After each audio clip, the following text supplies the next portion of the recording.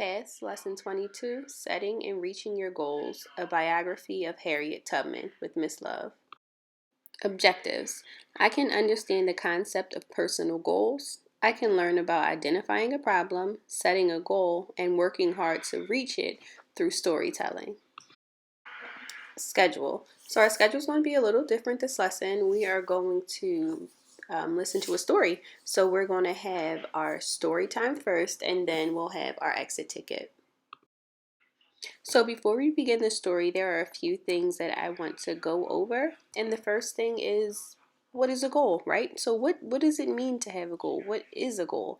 A goal is something we want to have happen. A goal is something we hope will happen. When we have a goal, we try to reach it. We usually try hard to make it happen.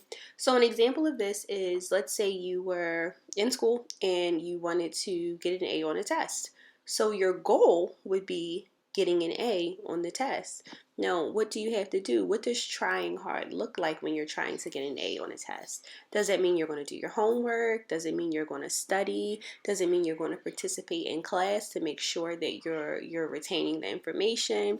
Are you asking questions to reach the goal of getting an A on the test? I also want to talk about the things that you need to look for as I read Harriet Tubman, Conductor on the Underground Railroad. So there are 4 things that I want you to look for because they're very important when we're talking about goals and how to achieve goals and all the work you need to put into achieving your goal. So the first thing is the problem, right? Typically we don't set a goal unless there's something that we want to get right? So we could call that thing the problem. The next is the goal, right? What's her goal in this story? What is she trying to do? Let's try to figure that part out as well. I think it's pretty clear in the story, but I want to make sure that you guys are also paying attention to figure out what it is. Also, the obstacles. So obstacles means the challenge. What's hard? What are the things that are making it difficult for Harriet to achieve these obstacles?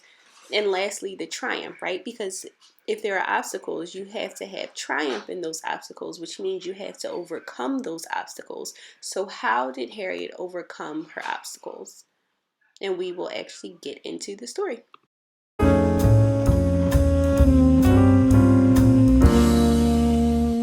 Harriet Tubman was born to slave parents in 1820. She grew up in a family of 10 brothers and sisters. She is remembered as a hero because of her role as a conductor on the Underground Railroad. In 1949, Harriet left her husband and family to escape for freedom. Although she felt very sad leaving her family, Harriet knew that she would no longer live the life of a slave.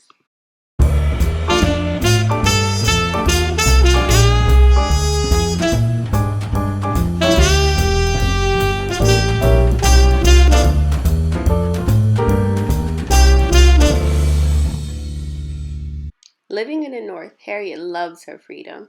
In the North, she was free to go wherever she pleased. She could work any job she wanted, and all the money she earned was hers to spend as she pleased.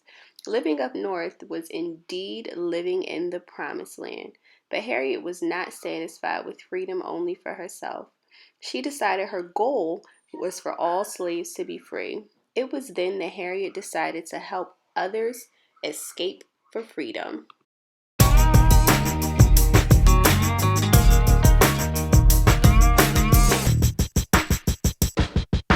During her life, Harriet made 19 trips, bringing 300 slaves to freedom.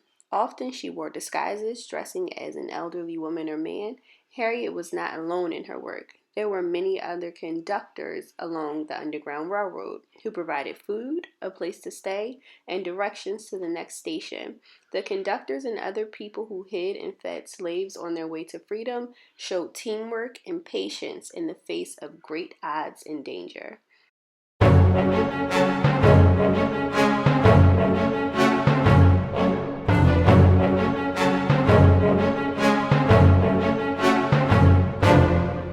Harriet was so successful in her mission that the slave owners became angry and offered a reward of $40,000 for her capture. However, This obstacle did not stop Harriet from continuing to work toward her goal. She was known as Moses because, like the Moses of long ago, she has led her people to freedom. Harriet was known to creep quietly into the slaves' quarters and softly sing, "Go down, Moses," in a deep, strong voice. Suddenly, the message that Moses is here, would be known through the slave rows of slave cabins. She would take into the night those willing to travel, and they would make their escape to freedom.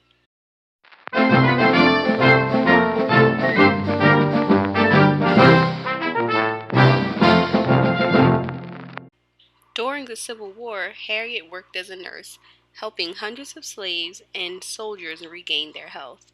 During the war, she also served as a scout for the Union Army, helping slaves rescue slaves from their owners. On one trip led by Harriet, nearly 800 slaves were rescued. One Union general called Harriet a most remarkable woman and invaluable as a scout. After the Civil War, Harriet returned home to Auburn, New York.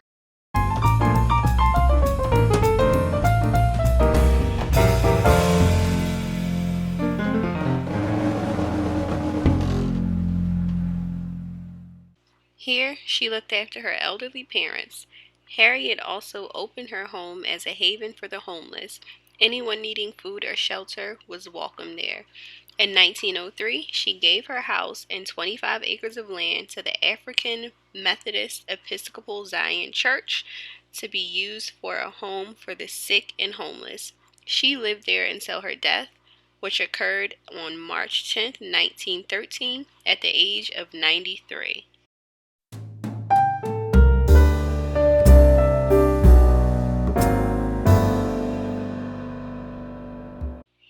For all of her feats and acts of heroism and bravery, she will always be remembered as a conductor of the Underground Railroad. "On my Underground Railroad," Harriet said with pride, "I never ran my train off track, and I never lost a passenger." So what did you think? I, for one, love the story. I always love the tale of Harriet Tubman. She was such an icon, such a hero for us all.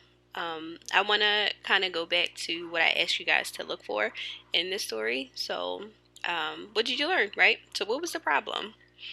I know some of you may think that the problem was that Harriet wasn't free, but Harriet's true problem, Mrs. Tubman's true problem, was that all of her black brothers and sisters were not free. So her problem in this story was that everyone that she loved wasn't free.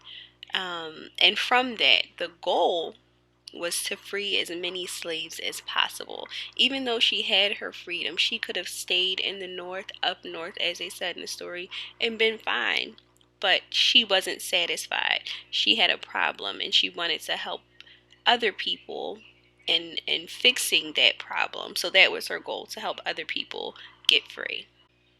And you can imagine that she had a lot of obstacles in that. A few that the story pointed out was that she had people wanting to capture her because they did not want slaves to be free. So that was probably her most pressing obstacle, that there were people that were working against her. But the triumph in that is that there were people that wanted just as badly to help her. They wanted her to succeed. They wanted to be a part of the solution. They wanted to be a part of her goal. And based on the story, she helped over 1,000 slaves reach freedom, which is a great triumph, which is all she wanted, right? So the triumph is when you get to the goal, right? And she may not have freed all the slaves, but she spent her life, she dedicated her life to reaching that goal.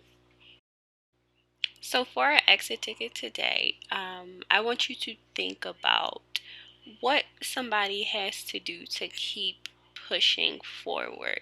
to achieve goals.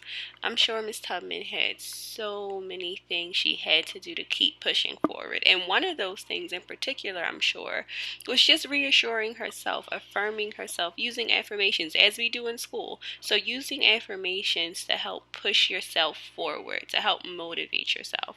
And these could be simple one-liners like, I can do it. Very simple. I'm getting closer, or I'm almost finished. So something that you can tell yourself to keep moving forward. So for our exit ticket, I want you to give me 3 examples of things you can tell yourself to help you achieve your goals.